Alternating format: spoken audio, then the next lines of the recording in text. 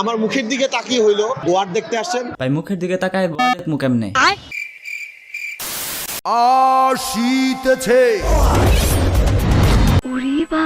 না না আমি আসতেছি না, তাহলে আসতেছে তোমাদের রাসেল ভাইয়ের গোয়ার ছবি। কি বলছিস তুই? I mean cinema. Wow ma'am, এটা আমাদের সিনেমা। জি সাকিব ভাই, এইটাই আমাদের সিনেমা, যেটার কাছে আপনার বরবাদ কিছুই না। আর এই সিনেমা আপনার বরবাদ কেউ কি খেয়ে দিবে। আমি বিশ্বাস করি না ভাই, ঝন্টু ঝাড় দিব্যি। বরবাদের গল্প ভুলে যাবে। সর্বনাশ হয়ে গেছে। আমি মাঝখানে 1 বছর গ্যাপ দিছি। সে কি, এমনিতেই বাংলাদেশ ফিল্ম ইন্ডাস্ট্রির যা অবস্থা, তার মধ্যে আবার যদি আপনার মতো একজন মেগাস্টার পুরো 1 বছর সিনেমা জগতের বাইরে থাকে, তাহলে তো আমাদের ফিল্ম ইন্ডাস্ট্রির তার নায়ক এই 1 বছর সিনেমা বাদ দিয়ে আপনি কি করছেন? গ্যাপ দিয়ে আমি হলে গেছি, হলে দর্শকদের সাথে কথা বলছি যে ওনারা কি ধরনের ছবি দেখতে চান, কি ধরনের ছবি পছন্দ করেন। ওনাদের এই সবকিছু চিন্তা করে, মানে দর্শকের কথা মাথায় রেখে এই গল্পটা আমি চুজ করছি। মানে জাস্ট একবার চিন্তা করেন, ঠিক কতটা রিসার্চের পর আমরা রাসেল মিয়ার এমন একটা গোয়ার ছবি দেখতে যাচ্ছি। বিষয়টা একবার ভাবছেন? বিষয়টা ভাবার বিষয় আছে। কোনো ভাবার বিষয় নাই। রাসেল ভাইয়ের এত রিসার্চের পর যখন গল্পটা চুজ করা হয়েছে, তার মানে সিনেমাটা হবে পুরাই আগুন। আমার যে গোয়ারের যে গল্প, এটা একটা হিংস্র গল্প। ভাই তাহলে কি হেলমেট সেলমেট লাগাই বসমু? আমার সাথে প্যাচ খেলবে না। না মানে মাথা সাথা ফাইটা গেলে আবার ঝামেলা না। না ঠিক আছে, এই সময় কম, শুরু করো। তার আগে ইন্ট্রোটা দেয়া নেই। ওকে। প্রায় 2 বছর অফলাইনে থাকার পর রাসেল ভাইয়ের গোয়ার মধ্য দিয়ে ফিরে আসলাম। কে তুমি? আমি নিশাত মুন্না। ইতিহাসে এমন দুর্দান্ত কামব্যাক এর আগে কোনোদিন দেখছেন?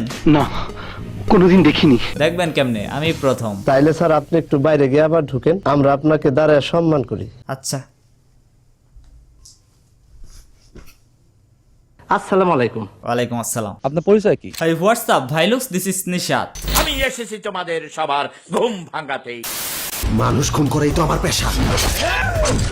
সি রাসেল ভাই সি, ট্রেলারের শুরুতে এমন খুন খারাপি। ওরে পাইলে আমি 10 টাকা করতাম। আমি তো ভাবছিলাম এটা আপনার ভাইয়ারে ছবির মতোই পাপ মুক্ত একটা ছবি হবে। এটা আসলে একটা পাপমুক্ত ছবি। আচ্ছা চলেন সামনে এক গাই। আজ থেকে 15 বছর আগে এই রক্ত আমি আমার হাতে লাগাইছি। এই রক্ত আমার হাত থেকে ধুয়ে মুছে আমি আর শেষ করতে পারি নাই। দেখেন বাংলা সিনেমাগুলোতে সাধারণত পুলিশ ছবির একদম শেষ পর্যায়ে এসে বলে আইন নিজের হাতে তুলে নেবেন না। কিন্তু আপনি যা শুরু করছেন, মানে ট্রেলার শুরুর 17 সেকেন্ডের মধ্যে অলরেডি 5টা মার্ডার করে ফেলছেন। এমন হতে থাকলে তো মুভি অর্ধেক শেষ না হতেই পুলিশ এসে আপনাকে ধরে নিয়ে যাবে। তখন মানে এরকম একটা ব্লকবাস্টার মুভি অর্ধেক দেখে আর বাকি অর্ধেক না দেখার শোকে তো দর্শকেরা কান্নাকাটি শুরু করব। আমার পাশে বসে অনেক কান্না করতেছিল, আবার অনেক দর্শকেরা তো ভেঙেও পড়তে পারে। এটা আপনি নায়ক হয়ে ভাববেন না? মানে নিজে ভেঙে পড়তেছিলাম। সিস্টার কেন ভেঙে পড়তেছিলেন? মুভিটা কি হচ্ছে, এটা আমরা যে দেখছি, মানে শিক্ষণীয় জিনিসগুলো এটা কিভাবে ফুটে তুললো। এটাও একজন রিয়েল মেগাস্টারের ক্যালমা, আর সেই মেগাস্টার আর কেউ না, আমাদের রাসেল মিয়া। আমি রাসেল ভাইকে বলবো হাজার সালাম দিই রাসেল ভাইকে যে সালাম সালাম হাজার সালাম। Emotional damn it.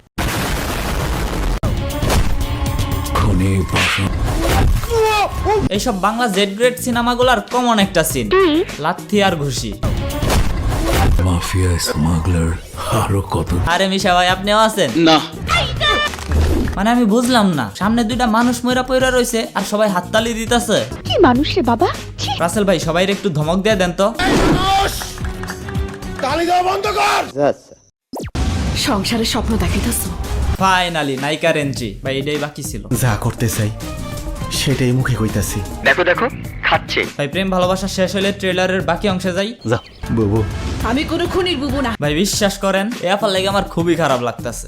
উনি সিনেমার প্রযোজক, আহারে হুদাই টাকাগুলা পানিতে ফেলাইলো। আফসোস।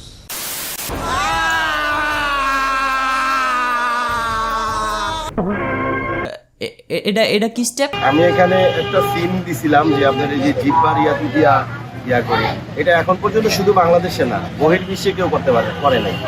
এই চরিত্রটা কিন্তু কেউ করে নাই বা কেউ আনে নাই।